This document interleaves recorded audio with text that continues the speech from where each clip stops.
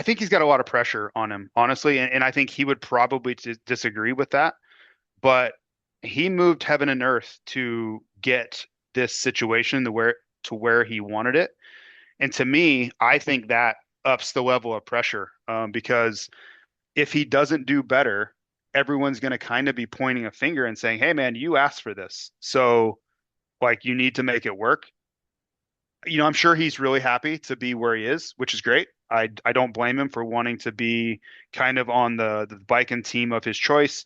It clearly wasn't working where he was. That's pretty obvious. So in the end, he's the only one that can determine and decide whether this was the right choice or not. Like that's going to come down to him and his actions on the racetrack.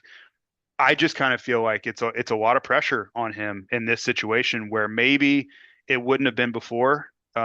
Certainly he took a big pay cut, but like if he's willing to live with all those things, then who am I to judge? Like he went through hell through the media and through the team and through, I'm sure, his own kind of mental anguish. So he's certainly suffering, I think, a lot more than anybody else. So I kind of come down on it like if he's good with making this decision and this is truly what he wanted and he's willing to pay the price financially, emotionally, all the above, who am I to judge? You know what I mean? Like I'm just gonna kind of go along for the ride in that situation and assume that he knows what's best for him and let the cards fall where they may. Sexton and Plessinger, because obviously they've been a little bit quiet, had up and down seasons. Have you got anything going on from them? And just what are your expectations for them heading in? Do you fully expect Sexton to be challenging for the title on that Kawasaki? So we get this opportunity in what is it? 2 weeks from now. Actually, a little less than 2 weeks. Well, no, today.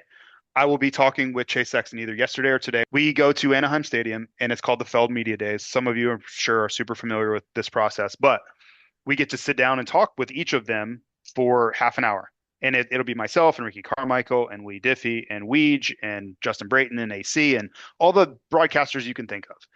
And I remember 2 years ago talking to Chase Sexton right when he got on the KTM, and he was fine, but I wouldn't say more than fine. I wouldn't say like he was elated. I wouldn't say he seemed relieved. I wouldn't say he was in a really good place with the bike. It was okay. Like just, on a scale of 1 to 10, he's like a five, like Steve Mathis always says. I want to see where he's at with that this year. Because I kind of reference this a lot. I don't always think it's what they say because they are well trained to kind of say nothing. A lot of times it's how they say it, it's their body language, it's the enthusiasm in which with they say it. Those to me are the telltale signs. And that was 2 times now, it's been really clear that those were reliable signals and indicators to go off of.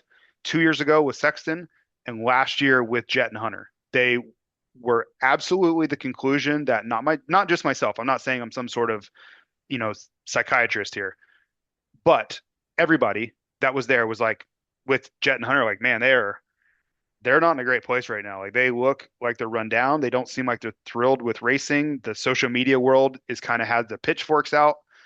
They're not in a great place. And that really showed up at Anaheim. The Sexton thing, I think the same thing is true. He didn't seem happy with the bike. I heard he had like a full on meltdown right before the season going into the Anaheim one with the motorcycle, like changing everything.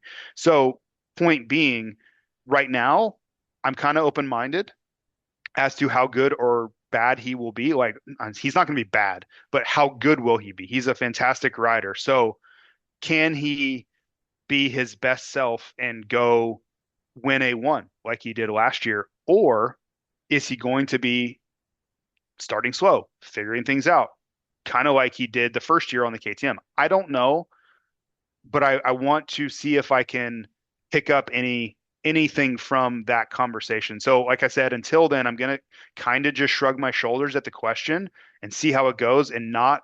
I don't want to like it's been really tough for him to be comfortable on any motorcycle. It seemed in the last 3 years.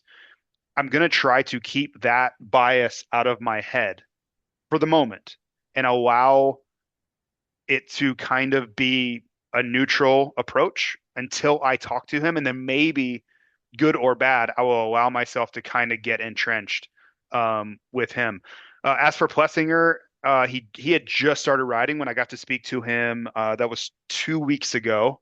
I talked to him in California, and so I think he has a lot of enthusiasm because he's actually able to ride again, and he took a ton of time off. He wasn't able to do much, so I think for him this boot camp won't be as punishing. Like, yes, it's hard. Yes, it's a lot of work. You're going to be sore and all those things, but he's so excited to be back on a motorcycle and back into his program that I think maybe that carries into the beginning of the season. Because I'll tell you where I'm going with this. One of my tasks for the races is they'll basically say, "Hey, I need you to get some interviews for the pre-show with these riders." And anybody who's watched the races, you'll see this happen in the pre-show. Myself and Will Christian will be grabbing riders and doing interviews. Well, it's A1, so everybody's on pins and needles as far as nervousness. Some riders, I just know not to ask them. Like Sexton, if it's really far away from opening ceremonies, I'm talking like 15 minutes before opening ceremonies, maybe he would go for it. Anything closer to race time, I just know not to ask him. Not that he wants to like be mean about it. It's just he's locked in and he's now done with that portion of his day. He is a racer now. AP, completely different guy. Like I could go up to him 5 minutes before the main event, say, "Hey, you got a minute?" He's like, "Yep, no problem." Like he does not fall, to any of the nervousness. Like that is not a liability for him at all. So I think given the excitement going into boot camp, given the excitement that he's going racing again because he didn't get to race the playoffs, he didn't get to finish motocross, and how relaxed he is at a race like Anaheim 1, I think he could be a surprise for being like a top three, top five guy. And I know that's not out of the realm of possibility for him any of the time.